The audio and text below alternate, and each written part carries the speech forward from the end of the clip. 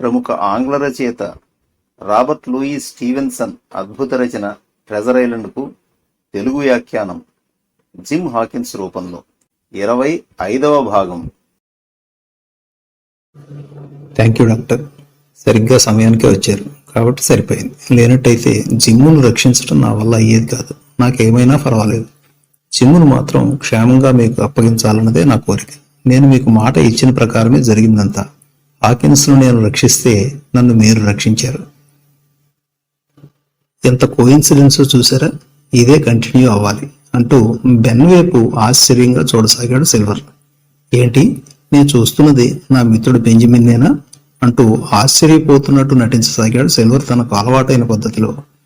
Yes, నీ మిత్రున్నా కానా అన్న సంగతి ప్రక్కన పెడితే అచ్చంగా నేను బెన్గన్నే, అందులో సందేహం లేదు అని కాసేపు ఆగి ఏమనుకున్నాడో ఏమో కానీ తిరిగి తనే మాట్లాడటం మొదలుపెట్టాడు బెన్గన్. సిల్వర్తోనే కదూ నేను మాట్లాడుతున్నది. ఎలా ఉన్నావు సిల్వర్ అన్నాడు బెన్గన్. గుర్తుపట్టినందుకు ధన్యవాదాలు బెన్, చాలా థ్యాంక్స్ అన్నాడు సిల్వర్. అది అలా ఉంటే అక్కడ పడున్న గొడ్డళ్లను తీసుకురమ్మని గ్రేను పురమాయించాడు డాక్టర్. గ్రే అలా వాటిని పట్టుకొచ్చాడో లేదో మేము కొనసాగాము ఆ పడవల దిశగా. అదే క్రమంలో జరిగినవన్నీ క్లుప్తంగా చెప్పేశాడు డాక్టర్ లివ్సీ. బెన్గన్ను ఆకాశానికి ఎత్తేశాడు ఆయన. ఎన్నో ప్రయాసాలు కోర్చి మరీ, విధిని ఎదిరించి మరీ 3 ఏళ్ల నుండి మొక్కవోని ఆత్మస్థైర్యంతో అతను ఈ దీవి మీద గడిపిన తీరును వేణోళ్ల కొనియాడాడు ఆయన. డాక్టర్ లివ్సీ చెప్పే వాటిని ఎంతో ఆసక్తిగా ఉంటున్నట్టు బిల్డప్ ఇస్తున్నాడు సిల్వర్. ఇక అతన్ని పట్టించుకున్నా ఒకటే, కుక్కను పట్టించుకున్నా ఒకటే అనిపించింది నాకు. డాక్టర్ అలా చెప్పుకుపోతూనే ఉన్నాడు. ఈ డీవీపై బెన్ చేసిన సాహస కృత్యాలను ఒకటొకటిగా చెబుతున్నాడు ఆయన. ఆ స్కెలిటన్ ను బెన్ కనుగొనటం, నిధి ఆచూకీ కనిపెట్టడం, ఆ నిధిని ఒక్కడే వెలికి తీయటం, తన వీపుపై మోసుకుంటూ ఆ నిధిని అనేక విడతలుగా తనున్న గుహకు చేర్చటం, గత 2 నెలలుగా ఆ నిధిని కంటికి రెప్పలా కాపాడటం మొదలుగా అన్నిటినీ క్లుప్తీకరించాడు లివ్సీ.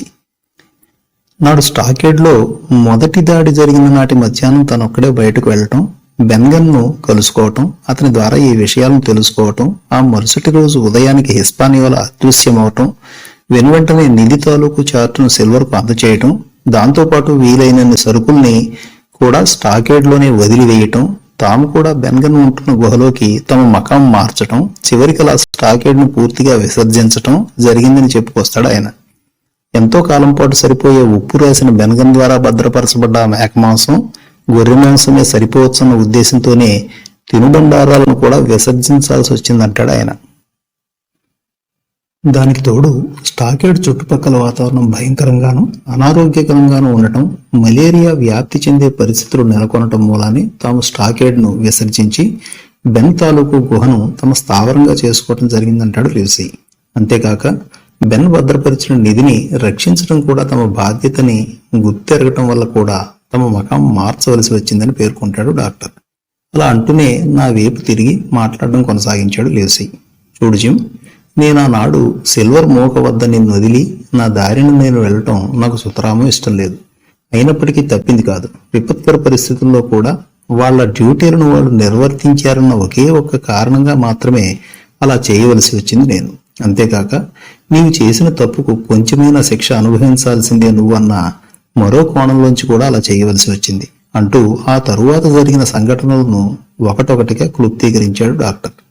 మమ్మల్ని అలా వదిలి వెళ్లిన డాక్టర్ అక్కడి నుంచి నేరుగా బెన్ తాలూకు కేవుకు వెళ్లటం, అక్కడే విశ్రాంతి తీసుకుంటున్న కెప్టెన్ కు రక్షణగా స్క్వేర్ నుంచి అబ్రహాం గ్రే మరియు బెన్లను తోడ్కొని దీనికి అడ్డంగా బయలుదేరి మేమున్న నిధి తాలూకు గోతి వద్దకు చేరుకున్నట్టుగా తెలియజేశాడు లివ్సీ.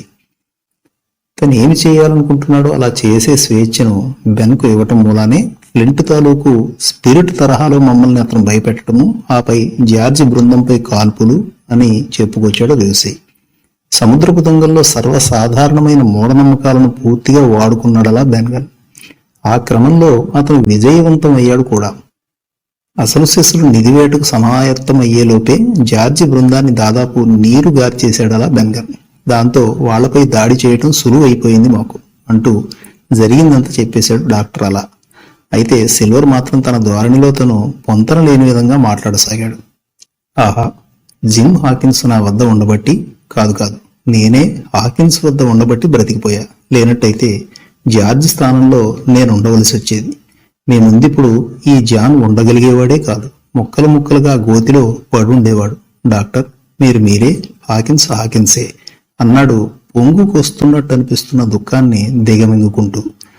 అలా ఏమీ లేదు సిల్వర్, నిన్ను మట్టుబెట్టే ఉద్దేశం ఏనాడూ లేదు మాకు, సరేనా అన్నాడు డాక్టర్. మరో 8-9 మైళ్ళు ప్రయాణించాలి మేము అనుకున్న చోటు చేరుకోవటానికి. సిల్వర్ తప్ప మిగిలిన వాళ్ళము హుషారుగానే ఉన్నాం. భారీ కాయుడు కావటం, కుంటివాడవటం మూలంగా బాగా అలిసిపోయినట్టుగా ఉన్నాడు అతను. అన్నిటికీ మించి తాను అనుకున్నది అనుకున్నట్టు సాధించలేకపోయారనే మానసిక వ్యధతో అతను బాగా కుమిలిపోతున్నట్టుగా అనుకోవాలి. సముద్రంపై ఆ పడవలో మా ప్రయాణం స్మూత్ గానే ఏ ఒడిదుడుకులు లేకుండానే జరుగుతుందనాలి. వాతావరణం అనుకూలంగా ఉండటంతో పాటు ఎంతో అనుభవజ్ఞులైన అబ్రహాం మరియు బెన్ల వల్ల కూడా అలా జరుగుతుందనాలి. ఎలా అయితే హిస్పానియోలాను లంగర్ వేసిన ప్రదేశానికి చేరుకోగలిగాం. కాసేపటికే ఆ 2 కొండలను కూడా దాటి బెన్గన్ గుహ యొక్క ముఖద్వారాన్ని సమీపించాం.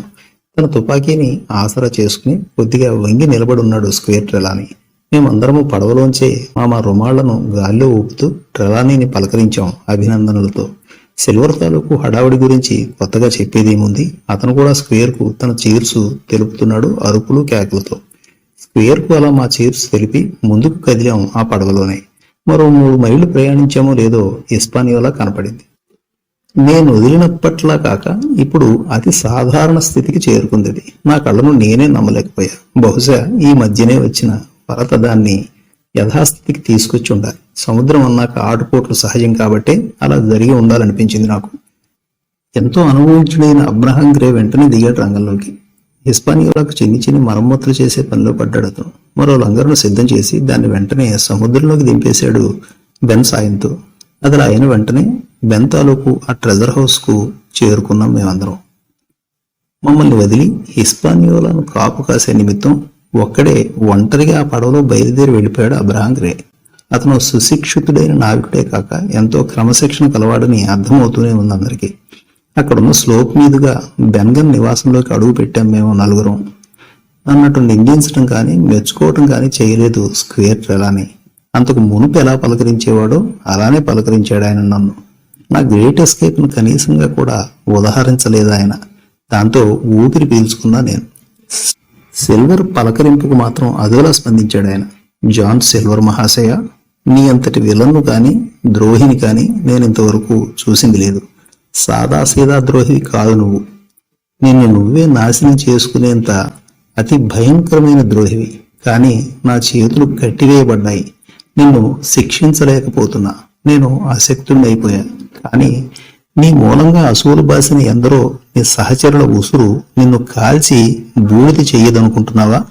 ఎందరో అమాయకుల గొంతులు కోసావు, నీది ఓ బ్రతికేనా అని కాండ్రించి ఉమ్మేశాడు ట్రెలానీ. అదేమీ కనీస మాత్రంగా కూడా పట్టించుకున్నట్టు అనిపించిన సిల్వర్ మరోసారి స్క్వేర్ కు అభివాదం చేస్తూ, ధన్యవాదాలు సార్, మీ దయకు పాత్రునవటం కంటే ఈ నిధి గొప్పదా నాకు. థ్యాంక్ యూ సార్ అన్నాడు ముసిముసి నవ్వులు నవ్వుతూ. ఆయన ఏమన్నాడు? సిల్వర్కి ఏమి అర్థమైంది అనిపించింది నాకు. బుర్ర తిరిగిపోతోంది. సిగ్గు లజ్జ పాతాళానికి పడిపోవటం అంటే ఇది కాక మరి ఏమిటనిపించింది నాకు. సిల్వర్ వ్యవహార సరళి ట్రెలానీకి కోపం తెప్పించిందనే అనాలి. ఆయనది కూడా చిన్నపిల్లవాడి స్వభావమే. సిల్వర్ తీరుకు తీవ్ర అసహనానికి ఆవేశానికి గురైనట్టుగా ఉన్నాడాయన. ఏంటి నువ్వనేది? ధన్యవాదాలా? నాకా? ఎందుకు? ఎలా కనపడుతున్నా నీకు నేను? అసలు బుర్ర ఉండే మాట్లాడుతున్నావా? నీ ధన్యవాదాలను స్వీకరించి నీ నేరాల్లో భాగస్వామిని కాదలుచుకోలేదు నేను. నీ వంటికి పట్టిన బురదను నా వంటి వారికి అంటించాలనుకోకు. కబడ్దార్. ఎక్కడి వాడివి అక్కడే ఉండు. నీవిప్పుడు మాలో ఒకడివి ఎంత మాత్రం కాదు. ఓ శరణార్థి అంతే. లేకపోతే అంటూ తన తుపాకీపై చెయ్యి వేశాడు స్క్వేర్. చీమ కుట్టినట్టయినా లేని సిల్వర్ మాత్రం తన ముఖంపై చిరునవ్వు చెదరకుండా ట్రెలానీ వైపే చూస్తున్నాడు. అతని తీరే అంత. అవతలి వారి సహనానికి పరీక్షే అనాలి. మేమందరము బెన్ నివాస గుహలోకి వెళ్ళాం. లోపల ఎంతో విశాలంగా ఉండటంతో పాటు ఆరోగ్యకర వాతావరణం కనిపిస్తోంది. కావలసినంత గాలి వీస్తోంది. వెలుతురుకు కూడా కొదవలేదు. గుహ లోపల ఉన్న ఆవరణ అటు పూర్తి గుహగాను లేక ఇటు పూర్తిగా సాధారణ ప్రదేశంగాను కాక కొంచెం ప్రత్యేకంగా ఉన్నట్టు అనిపిస్తోంది. వివరంగా చెప్పాలంటే అది ఒక గుహలా కాక కోటలా అనిపిస్తోంది. ఓ చిన్నపాటి మంచినీటి కొలను కూడా ఉంది అక్కడ. చిన్నదైనప్పటికీ కొంచెం విశాలంగానే ఉండేది. దాంట్లోని నీరు కూడా స్వచ్ఛంగాను క్రిస్టల్ క్లియర్ గాను ఉంది. అడుగు భాగం కూడా బాగా కనిపిస్తోంది. నీటితో నిండుగా ఉండేది. అయితే గుహ తాలూకు గోడల మీదుగా పై భాగం నుండి వేలాడుతున్న పూల తీగలు ఆ కొలంలోని నీటిని తాకుతూ ఉన్నాయి. అక్కడక్కడ పనిగట్టుకుని ఎవరో దాన్ని అలా తయారు చేసి ఉంటారేమోనన్న సందేహం కూడా కలగక మానదెవరికైనా. డాక్టర్ ల్యూసీని ఈ నీటికయ్యే బాగా ఆకట్టుకుని ఉండాలి. ఆయనకు ఇటువంటి ఆరోగ్యకర వాతావరణం అంటే మిక్కిలి మక్కువన్న విషయం అందరికీ తెలిసిందే కదా. బహుశా ఇది కూడా ఓ కారణమై ఉండాలి ఆ లాగ్ హౌస్ నుండి మా వాళ్ళు ఇక్కడికి అనుకున్నదే తడవు మకాం మార్చడానికి అనిపించింది నాకు. ఈ ఒక్క నీటి కొలను చాలు 100కు 100 మార్కులు తెచ్చుకోవటానికి అనుకున్నా నాలో నేను. నేల మాత్రం పూర్తిగా ఇసుకతో నిండి ఉంది. అదొక్కటే లోపం అనిపిస్తోంది. సముద్ర తీరం కావటం, అడవి కావటం వల్ల ఇసుక కాక బంగారం ఉంటుందా అనిపించింది నాకు. ఇక్కడ పుష్కలంగా లభిస్తుంది కాబట్టి ఈ ఇసుక విలువ తెలియటం లేదు. దొరకని చోట తెలుస్తుంది దీని అసలు విలువ ఏమిటో. బంగారం ఎందుకు కొరగాదు దీని ముందు. ఉంది కదా అని బంగారంతో నేలను అలకలేము కదా. దేని విలువ దానిదే అన్న అభిప్రాయానికి వచ్చా నేను. అక్కడ మూల ఓ ఫైర్ ప్లేస్ ను కూడా ఏర్పాటు చేసుకున్నాడు బెన్గన్. సరిగ్గా ఆ ఫైర్ ప్లేస్ కు ఎదురుగానే పడుకుని ఉన్నాడు కెప్టెన్ స్మాలెట్. అతను ఇంకా పూర్తిగా కోలుకున్నట్టుగా లేడు. అతనున్న చోటుకు కొద్ది దూరంలో ఓ మూలన ఉండుండి మెరుస్తున్న ఓ గుట్ట వంటిది కనిపించింది నాకు. మరి ఏమిటో కాదది. దేని కొరకైతే నాడు బిల్లును వెతుక్కుంటూ ఆ బ్లాక్ డాగ్ గాడు వచ్చాడు, దేని కొరకైతే ఆ ప్యూగాడు నా చేతిని మెలిపెట్టాడు, ఏ కారణంగానైతే మా నాన్న అర్థంతర మరణానికి గురయ్యాడో, ఏ కారణంగానైతే ఆ బిల్లి దారుణ మరణానికి గురి కావలసి వచ్చిందో, ఏ కారణంగానైతే ఆ గుడ్డి ప్యూగాడు కుక్క చావు చచ్చాడో, దేని మూలంగానైతే మా అడ్మిరల్ బెంపో గజగజ వణికిపోయిందో, ఏ కారణంగానైతే అది కళా విహీనమయ్యిందో, ఏ కారణంగానైతే నేను దాన్ని విడిచి ఈ దీనికి పయనం అవ్వవలసి వచ్చిందో, ఏ కారణంగానైతే సిల్వర్ తన స్పై గ్లాసును కాదని సుఖంగా ఉన్న ప్రాణాన్ని దుఃఖంగా చేసుకుని ఈ దీవికి రావలసి వచ్చిందో, అన్నిటికన్నా మిన్నగా ఏ కారణంగానైతే డజనున్నర మంది దాకా కాటికి పోవలసి వచ్చిందో, దేని మూలంగానైతే డిక్కు వంటి వాళ్ళు ఒక విధమైన మరువు నింగుకు గురి కావలసి వచ్చే పరిస్థితులు ఏర్పడ్డాయో, సరిగ్గా అదే ఇది అని అర్థమైంది నాకు. కెప్టెన్ ఫ్లింట్ అనేవాడు ఎందరినో దోచుకుని మరెందరినో హతమార్చి ఇంకెందరినో ఊరించి దాచిపెట్టిన నిధి తాలూకు గుట్ట అదని అర్థమైంది. బంగారు ఇటుకలను చుట్టూ పేర్చి ఓ గదిలో చేశాడు బెన్. ఆ గది లోపల వివిధ దేశాల, వివిధ రాజ్యాల, వివిధ కాలాల, వివిధ లోహాల నాణ్యాలు గుట్టగా కనిపిస్తున్నాయి. కొన్ని అయితే ఆ బంగారు ఇటుకలపై నుండి చుట్టూ పడిపోయి ఆ ఇసుకలో మెరుస్తూ కనిపిస్తున్నాయి. సంభ్రమాశ్చర్యాలలో మునిగిపోవటం తప్ప ఆ దృశ్యాన్ని చూసిన ఎవరైనా చేయగలిగింది ఏముంటుందనిపించటంతో నే కూడా అదే పని చేశా. ఆ నిధిపై అనురాగంతో కూడిన ఆనందం ఒక పక్క, ద్వేషం, కసి, కోపం, అసహ్యం మొదలైన వాటితో కూడిన దుఃఖం మరో పక్క, ఒకదానితో మరొకటి పోటీపడి మరీ ఇబ్బంది పెడుతున్నాయి నన్ను. ఇన్ని వ్యయ ప్రయాసలు కూర్చి ప్రాణాలకు తెగించి మరీ వచ్చింది నిధిని ఏహ్యభావంతో చూడటానికా అని అనిపించినప్పటికీ, అందరిని పొట్టను పెట్టుకుని మరీ దాని మానాన అది తుళ్ళుతూ మధ్య మధ్య సంతోషంతో కాంతులు వెదజల్లుతూ ఉన్నదాన్ని హక్కును చేర్చుకోవాలని ఎవరికైనా ఎలా అనిపిస్తుంది అనుకున్నా. కెప్టెన్ ఫ్లింట్ ఈ నిధిని ఓ గుట్టగా తయారు చేసే క్రమంలో ఎన్ని ఓడలను, ఎన్ని పడవలను, ఎందరు సముద్ర జీవులను, మరెందరు వ్యక్తులను సముద్రం పాలు చేశాడో తెలుసుకుంటుంటే ఒళ్ళు గగురు పొడుస్తుంది.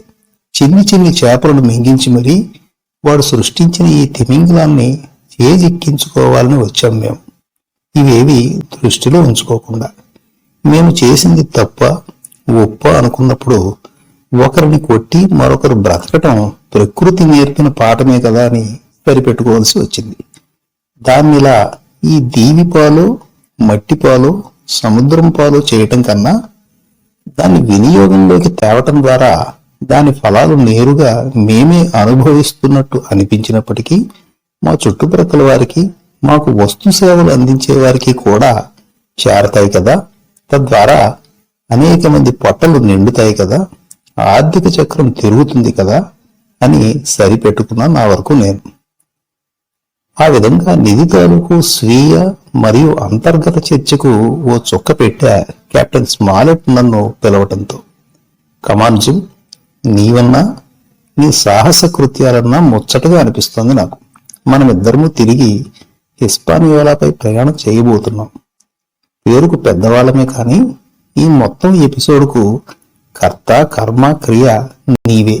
మేము కేవలం నిమిత్త మాత్రుడు అంతే అంటూ మమ్మల్ని సమీపించడానికి ప్రయత్నిస్తున్న సిల్వర్ను చూశాడు ఒక్కసారిగా కెప్టెన్ స్మాలెట్. ఏం సిల్వర్, నువ్వేనా? ఎలా వచ్చావు ఇక్కడికి?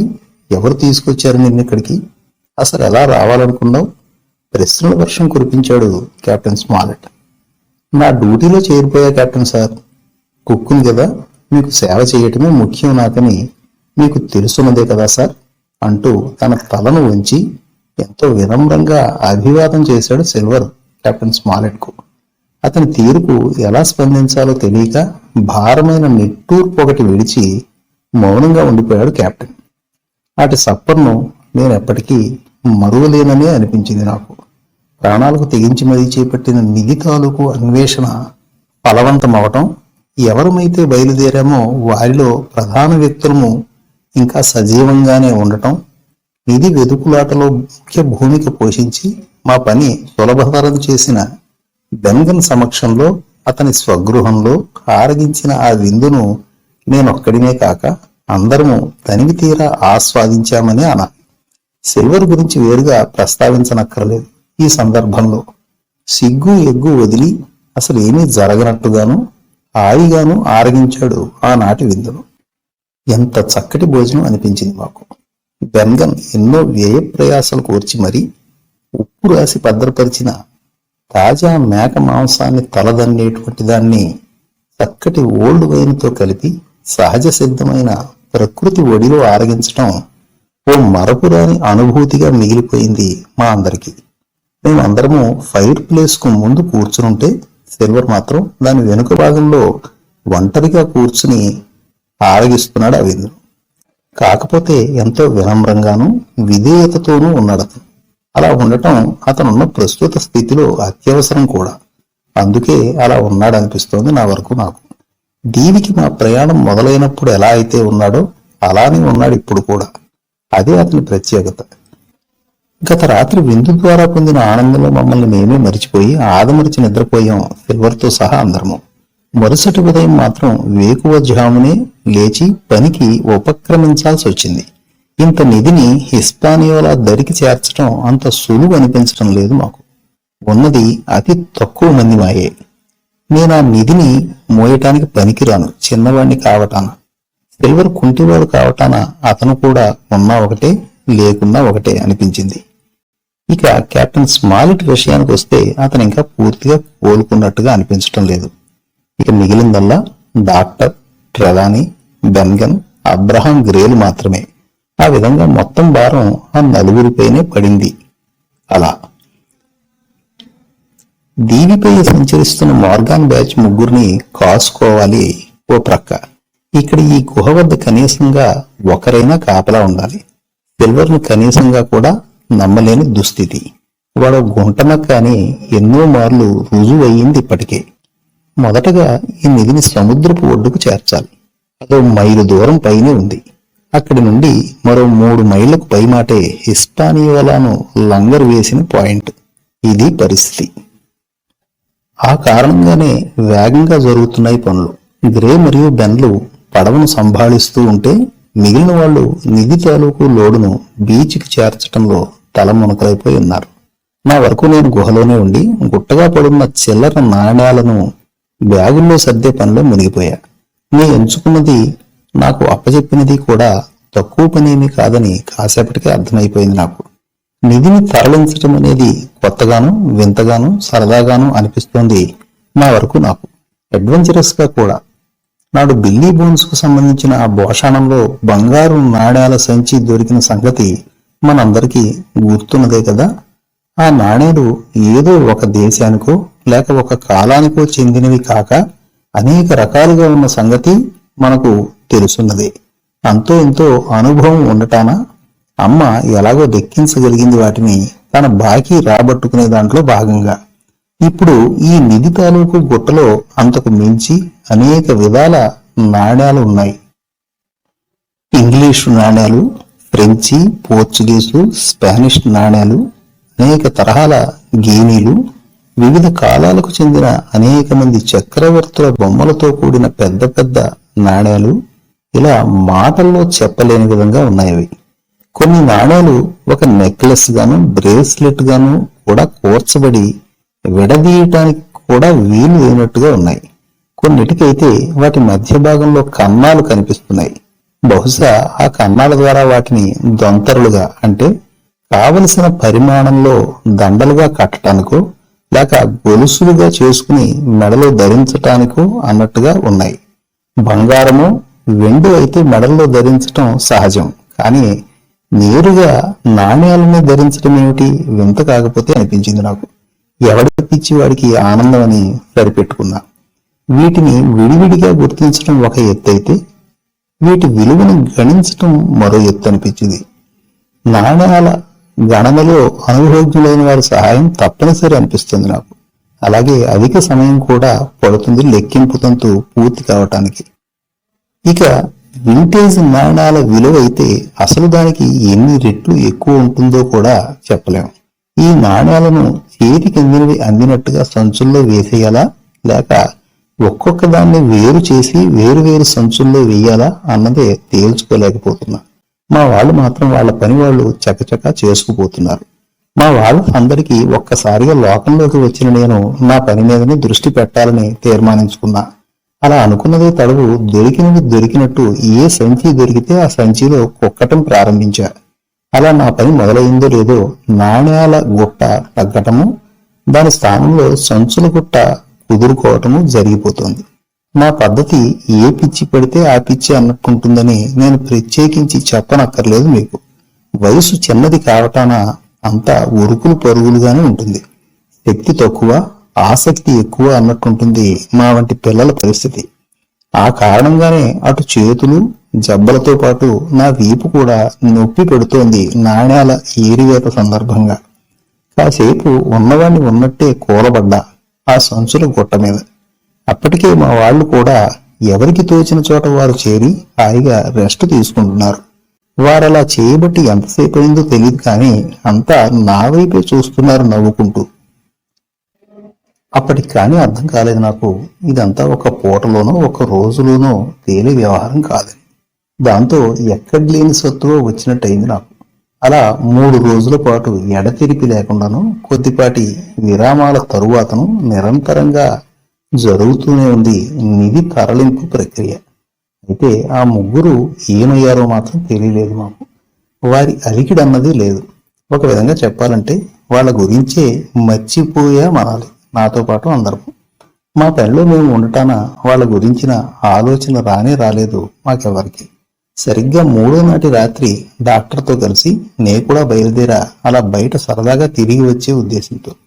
కొండ తాలూకు భుజం మీద తిరుగుతున్న మాకు ఆ దిగువ నుంచి ఏవో ధ్వనులు వినపడసాగాయి. అస్పష్టంగాను, వినపడనట్టుగాను. గాలి మా వైపుగా వీస్తున్నప్పుడు వినపడడం, లేనప్పుడు ఆగిపోవటం, అలా ఉంది పరిస్థితి. దాంతో ఎక్కడి వాళ్ళం అక్కడే ఆగిపోయి ఆ ధ్వనుల వ్యవహారం ఏమిటో తేల్చుకోవాలని నిర్ణయించుకున్నాం.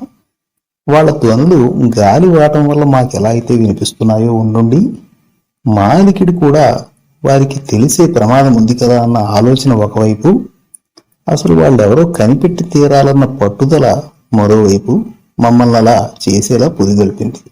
డాక్టర్ పసిగట్టినట్టున్నాడు వాళ్ళెవరో. జిమ్ డియర్, ఆ ముగ్గురే వాళ్ళు. అభాగ్యులు. ఎందుకు వచ్చారో, ఎలా అయిపోయారో ఐ పిటీ దెమ్ అన్నాడు ఆయన. ఆయన అలా అన్నాడో లేదో వెనక నుండి మాకు బాగా పరిచయమైన గొంతు వినపడసాగింది. అది ఎవరిదో కాదు, సాక్షాత్తు సిల్వర్దే. బాగా తాగేసినట్టున్నారు సార్ అన్నాడు సిల్వర్ మా వెనక నుండి. మా వెనకే తను కూడా వస్తున్నట్టు అప్పటికి కానీ తెలియలేదు మాకు. ఎన్ని చివాట్లు పెట్టినా మారడదు. ఆనాడు స్టాకేడ్ బయటకు మమ్మల్ని పంపిన తరువాత ఎలా అయితే మమ్మల్ని రహస్యంగా అనుసరించాడో ఇప్పుడు కూడా అలానే చేశాడు. కొరకరాని కొయ్యి అంటే ఏమిటో బాగా అర్థమైంది నాకు. మా వాళ్ళ ఉదాసీన వైఖరో లేక అతని సహజ సిద్ధ తీరే అదో తెలియదు, కానీ అపరిమిత స్వేచ్ఛను అనుభవిస్తున్నాడు అతను తనకు తనుగా. ఎవ్వరూ ఇచ్చింది కాదది, అంతా టేకెన్ ఫర్ గ్రాంటెడే అన్నట్టుంది అతని తీరు. తనకు తనే మా గ్రూపు సభ్యునిగా తలపోస్తున్నట్టున్నాడు. అతన్నలా అచ్చూసిన ఆంబోతులా ఎందుకు వదిలేస్తున్నారో మా వాళ్ళు నాకైతే అంతు పట్టడం లేదు. ఇలాగే అతన్ని ఉపేక్షిస్తూ పోతే చివరికి తనకు తనుగానే మా జట్టుకు నాయకుడిని ప్రకటించుకున్నా ఆశ్చర్యం లేదనిపిస్తోంది. పరిధికి మించిన వినమ్రత, అతి వినయం, అంతులేని చొరవ ఆభరణాలుగా చేసుకుని అతను వ్యవహరించే తీరుకు ఏ నిర్వచనం ఇవ్వాలో అర్థం కావటం లేదు నాకు. ఇప్పటికే బక్క చిక్కిన మా గ్రూపుకు తిరుగు ప్రయాణంలో ఒకడిగా తోడుంటాడనో లేక వంటవాడిగా ఉపయోగపడతాడనో, అలా కూడా కాక అతను మా శిబిరానికి ఆవల ఉండటం కన్నా మాలో ఒకడిగా ఉండటమే శ్రేయస్కరమని మా వాళ్ళు భావిస్తున్నారో తెలియదు, కానీ అతడి మానానికి అతన్ని పూర్తిగా వదిలేసినట్టు కనిపిస్తున్నారు. అలా అని అతన్ని మాలో ఒకడిగా భావిస్తున్నారని అనుకోలేము. కుక్క కంటే హీనంగా చూస్తున్నారు అతన్ని.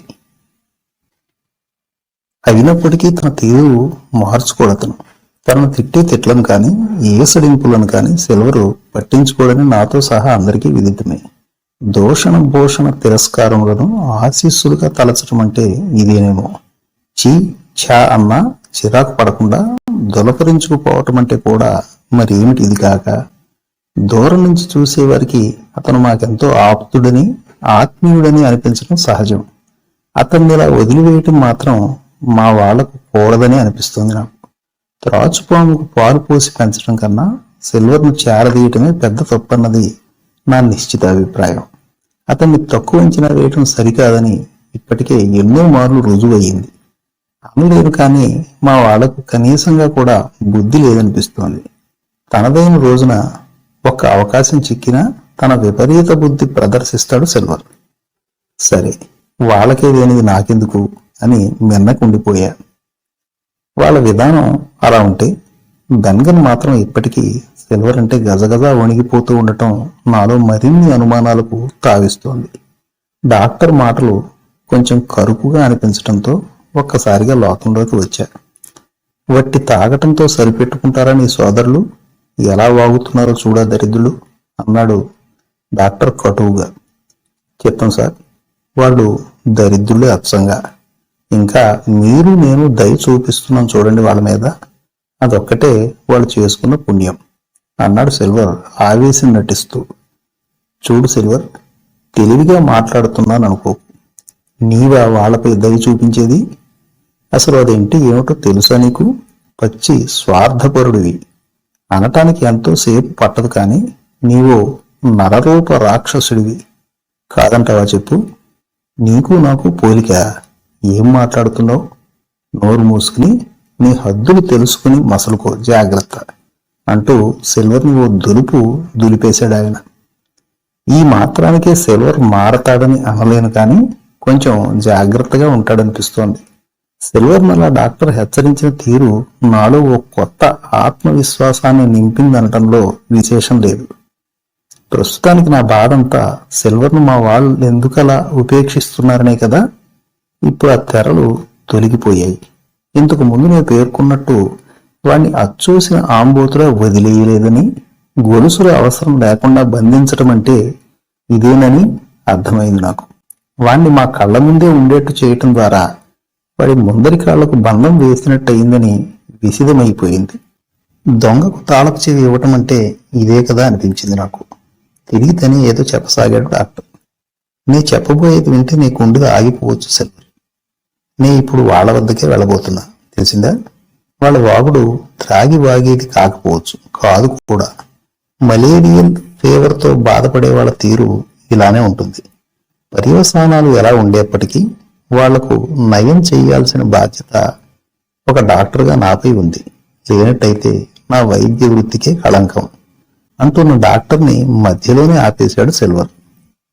వద్దు డాక్టర్, దయచేసి అంత రిస్క్ తీసుకోవద్దు. క్షమించండి, మీకు ఎదురు తిరుగుతున్నది. మీరు చేయాలనుకుంటున్నది మీకే కాక మొత్తం మన క్యాంపుకే ప్రమాదం. తెలుసుకోండి, నేను మనస్ఫూర్తిగా మీ వైపే ఉన్నా. ఇప్పుడు మీ చేతుల్లో నా చేయి వేసి కలిసి నడవటానికే ఇష్టపడుతున్నా. వెధవ ప్రాణాన్ని కాపాడుకోవటానికి మాత్రం కాదు. అది ఉంటే ఎంత, పోతే ఎంత. ఇప్పటికే ఒక కాలు పోయిన కుంటి వెధవని. ఇది ఓ బ్రతికేనా నా వంటి ఉత్సాహవంతులకు? అది కాదు. మీ క్షేమం, మన క్యాంపు క్షేమం కోరే ఇలా అనవలసి వస్తోంది. మరోలా అనుకోకండి. నోటిదాకా వచ్చిన కూటిని కాలదన్నకండి దయచేసి. వాళ్ళ వద్దకు మీరు వెళ్లటాన్ని ఎట్టి పరిస్థితుల్లోనూ సమర్థించలేను. మాటపై నిలబడే వాళ్ళు కారు వాళ్ళు. మిమ్మల్ని ఎట్టి పరిస్థితుల్లోనూ నమ్మరు వాళ్ళు. నా మాట వినండి, ఆందోళనతో కూడిన స్వరంతో అన్నాడు సిల్వర్. అవురా ఆషాఢభూతి, నీవా మాటపై నిలబడటం గురించి అంటున్నది? అలా అనే కనీస అర్హత ఉందా నీకు? అవహేళనగా అన్నాడు డాక్టర్. తనకు యాదృచ్ఛికంగా లభించిన అవకాశాన్ని డాక్టర్ అలా సద్వినియోగపరుచుకున్నాడని అనిపిస్తోంది నాకు. ఎంతో కాలంగా సిల్వర్ పై తనలో గూడు కట్టుకున్న అక్కసును ఆ విధంగా తీర్చుకున్నట్టయింది. మా వెనుకే మా అనుమతి లేకుండా అతను అనుసరించడాన్ని తీవ్రంగానే పరిగణించినట్టున్నాడు ఆయన అనిపించింది నాకు. అలా అన్నాడే కానీ ఆ ముగ్గురి వద్దకు డాక్టర్ పోయింది లేదు, వారికి వైద్యం అందించింది లేదు. ఇంతకు మునుపే ప్రస్తావించే కదా, సిల్వర్ తొడుగును ధరిస్తున్నాడు డాక్టర్ ఈ మధ్యని. ఇది అందులో భాగమేనేమో అనిపించింది నాకు. 6 నెలలు సావాసం చేస్తే వారు వీరవుతారంటారు. డాక్టర్ అయితే సిల్వర్ సిలబస్ ను అనుసరిస్తున్నాడు కానీ సిల్వర్ మాత్రం డాక్టర్ సిలబస్ లో మొదటి పేజీ కూడా చదవలేదనిపిస్తోంది. మంచివాడు చెడు వైపు మొగ్గినంతగా చెడ్డవాడు మంచి వైపు మొగ్గటం అంత తేలిక కాదని తెలుసున్నదే కదా. ఆ ముగ్గురి గురించి వినటం అదే ఆఖరిసారి. ఆ తరువాత ఓసారి తుపాకీ శబ్దం మాత్రం వినిపించింది దూరం నుంచి. బహుశా ఏదో జంతువును ఆహారం కోసం వేటాడటంలో భాగంగా అయి ఉండొచ్చు. మాపై ప్రతిఘటించే సాహసం వాళ్ళు చేయకపోవచ్చని అర్థమైపోయింది మాకు. సిల్వర్ వంటి వాడెవడో గోకితేనో రెచ్చగొడితేనో తప్ప ఇది చాలు మా వాళ్ళు సిల్వర్నలా మా శిబిరంలోనే ఎందుకు ఉంచుకోవలసి వచ్చిందో గ్రహించడానికి. ఇంతకు మునుపటి నా అభిప్రాయాన్ని మార్చుకోక తప్పింది కాదు. ఆ సంఘటన తరువాత అదే విషయమై మా వాళ్ళు ఓ చర్చకు తెరతీశారు. ఆ ముగ్గురిని ఈ దీవిపైనే వదిలేయాలని తీర్మానించడం కూడా జరిగింది. సిల్వర్ లేకుంటే ఎలా ఉండేదో ఏమో కానీ అతని వల్లనే వాళ్ళనలా దీవిపై వదిలేయటానికి నిర్ణయించుకున్నారేమో మా వాళ్ళని అర్థమైంది నాకు.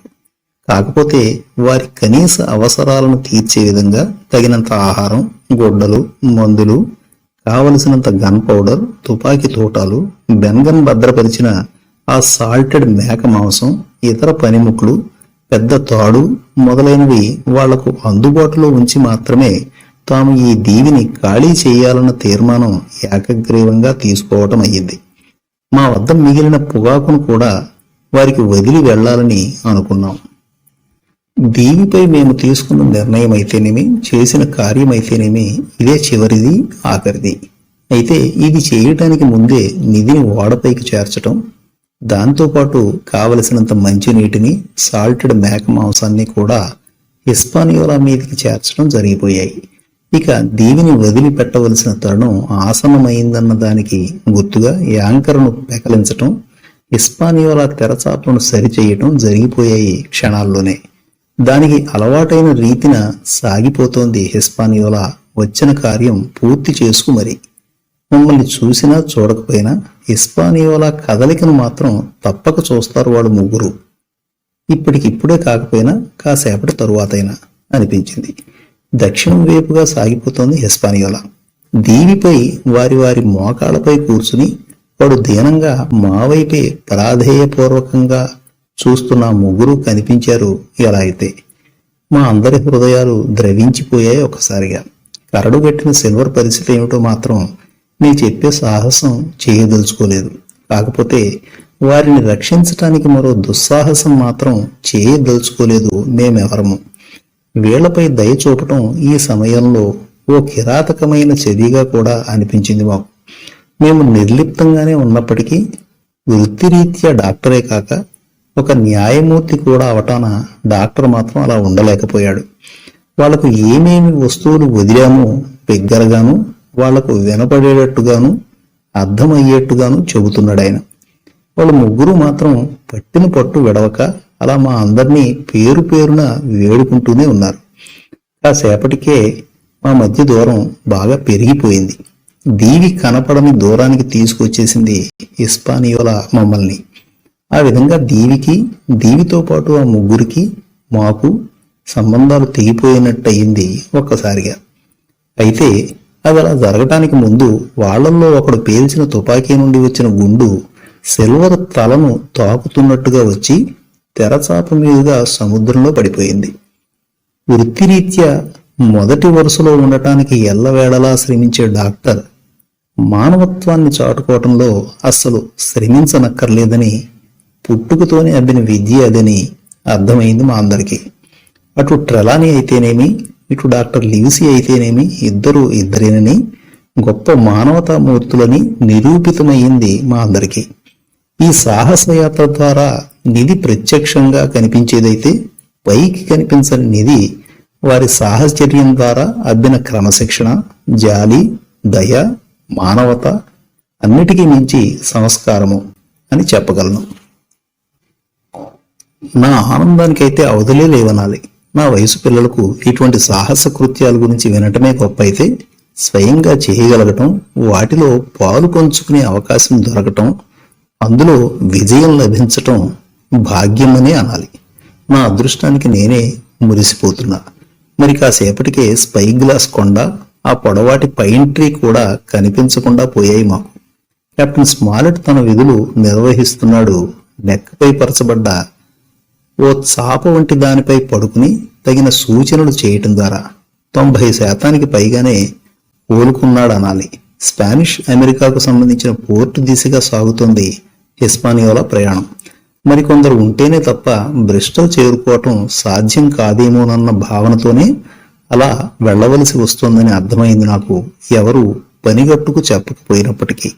అంతేకాక తాజా ఆహార పదార్థాలు కూడా సమకూర్చుకునే ఉద్దేశం కూడా అయి ఉండొచ్చు అనిపించింది నాకు.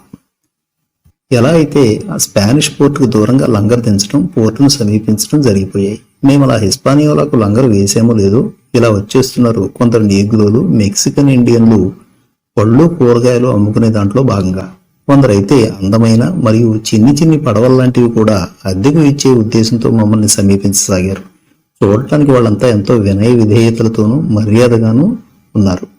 అక్కడి పండ్ల రుచే వేరనిపించింది నాకు. ఆ పోర్ట్ సిటీ పెద్దదిగానే అనిపిస్తోంది చూడబోతే. రంగురంగుల దీపాలు దూరం నుంచి కనువిందు చేస్తున్నాయి. నన్ను వెంట పెట్టుకుని రేవుకు బయలుదేరారు డాక్టర్ మరియు ట్రెలానీలు. అక్కడ ఇంగ్లీష్ ఎక్స్ మిలిటరీ మ్యాన్ తారసపడ్డాడు మాకు.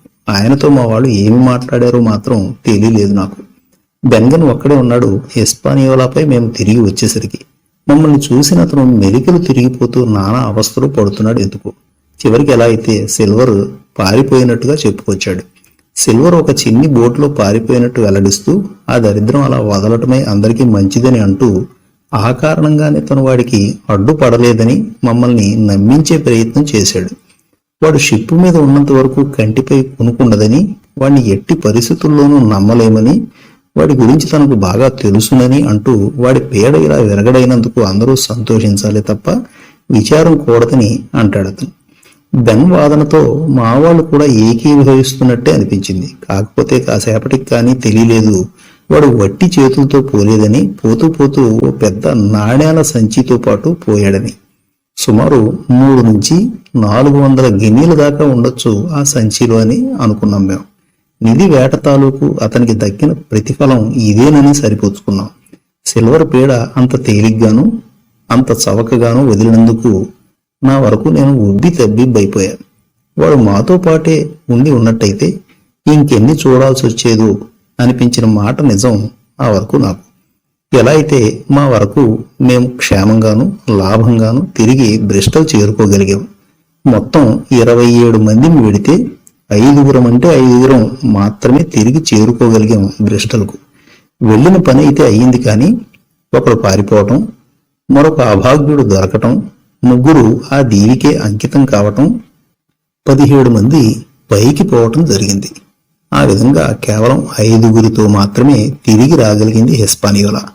Drink and the devil had done for the rest అంటే అదేనేమో అనిపించింది మాకందరికి. మేము బ్రిస్టల్ చేరుకునేసరికి మిస్టర్ బ్లాండ్లీ మరొక షిప్పును సిద్ధం చేస్తున్నట్టుగా తెలిసింది మాకతను మాట ఇచ్చిన ప్రకారం.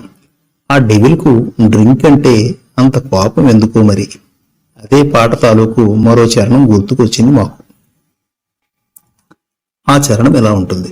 With 1 man of her crew alive, what put to see with 75 అని. నిజమే కదా అనిపించింది.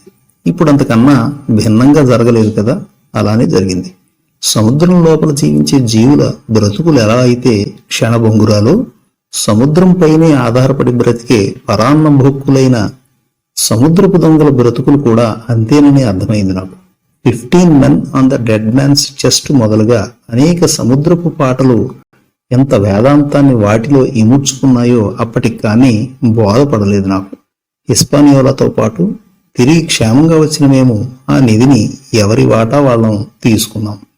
కొందరు తెలివిగా ఖర్చు చేస్తే మరికొందరు ఫూలిష్గా వృధా చేశారు వారి వారి వాటాలను. కెప్టెన్ స్మార్ట్ తన ఉద్యోగం నుండి రిటైర్ అయిపోయాడు. అబ్రహాం గ్రే విషయానికి వస్తే తన వాటా నిధిని 100కు 100% సద్వినియోగపరుచుకున్నాడు అనాలి. అధిక భాగాన్ని దాచుకోవటమే కాక తన సముద్ర వృత్తిలో పైకి ఎదిగాడు. ఒక షిప్పుకు మేటుగా అవటమే కాక దాని యాజమాన్యంలో కూడా సగం వాటా కలిగి ఉన్నాడు. ఇప్పుడు వివాహం చేసుకోవటంతో పాటు పిల్లలకు తండ్రి కూడా అయ్యాడు అతను.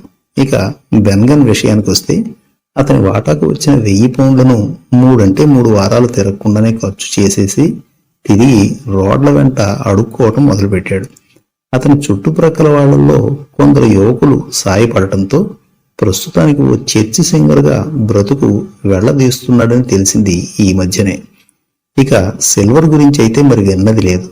నా వరకు నాకు సంతోషకరమైనది ఏమంటే వాడి భార్య నుంచి సురక్షితంగాను శాశ్వతంగాను బయట పడగలిగా అన్నది. బిల్లు ఆనాడు మా అడ్మిరల్ బెంబోకు వచ్చింది మొదలు ఈ దరిద్రుని గురించిన పీడకలడే నన్ను వెంటాడాయన్న సంగతి మీ అందరికీ కూడా తెలుసున్నదే కదా. ఆ నోట ఈ నోట నే విన్నదేమంటే తన మాజీ నీగ్రో సహచరితోనూ తన పెంపుడు చిలుక అయిన ఆ కెప్టెన్ ఫ్లింట్తోనూ హాయిగా కాలక్షేపం చేస్తున్నాడు సిల్వర్ అని. ఇక్కడ అంటే ఈ భూమి మీద ఉన్నంత వరకే కదా వాడి భోగం అని సరిపెట్టుకోవాల్సి వచ్చింది నేను. వాడు చేసిన పాపాలకు ఆ పైలోకంలో ఎలాగో శిక్ష పడుతుందన్నది నా గట్టి నమ్మకం. నా వరకు నేను కంఫర్టబుల్గానే ఉంటున్నట్టు అనిపిస్తున్నప్పటికీ ట్రెజర్ ఐలాండ్ తాలూకు తీపి మరియు చేదు జ్ఞాపకాలు నన్ను అంత త్వరగా వదలవనిపిస్తూ కూడా ఉంటుంది. నాడు ట్రెజర్ హంట్ సందర్భంగా వినపడ్డ కెప్టెన్ ఫ్లింట్ వేమో అని భ్రమింపజేసిన ఆ అరుపులు కానీ, నేటికి సిల్వర్ భుజంపైనే తిష్ట వేసు కూర్చునే ఆ అభినవ ఫ్లింట్ అయిన ఆ చిలుక పలికే కర్ణ కఠోరమైన ఆ పీసెస్ ఆఫ్ 8 అన్న పలుకులు కానీ నన్ను అంత త్వరగా వదులుతాయా అనిపించింది. ఇప్పటికింతే. సెలవు.